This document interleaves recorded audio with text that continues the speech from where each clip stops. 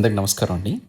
మొన్న ఈ మధ్య నారా చంద్రబాబు నాయుడు గారు రైతులకు ఉపయోగపడే ఒక టెక్నాలజీ గురించి మాట్లాడడం జరిగింది.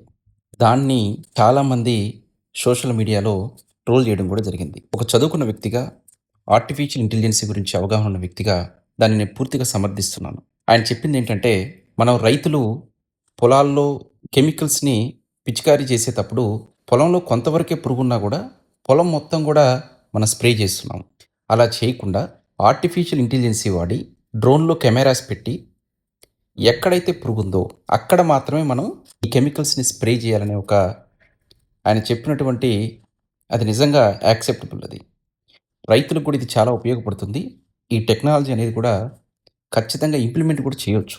ఇది పాసిబిలిటీ కూడా ఉంది. దీనివల్ల రైతులకి చాలా వరకు కెమికల్స్‌కి పెట్టే పెట్టుబడి కూడా సేవ్ అవుతుంది.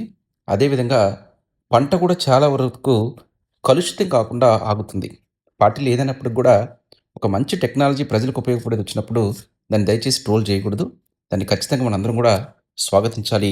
ఒక రైతు కుటుంబంలో పుట్టిన వ్యక్తిగా ఖచ్చితంగా ఇది అమలవుతుంది. నాకు కూడా కొంత సాఫ్ట్‌వేర్ మీద, ఆర్టిఫిషియల్ ఇంటెలిజెన్స్ మీద ఉన్న అవగాహన బట్టి ఇది మనందరం కూడా స్వాగతించాల్సినటువంటి విషయం.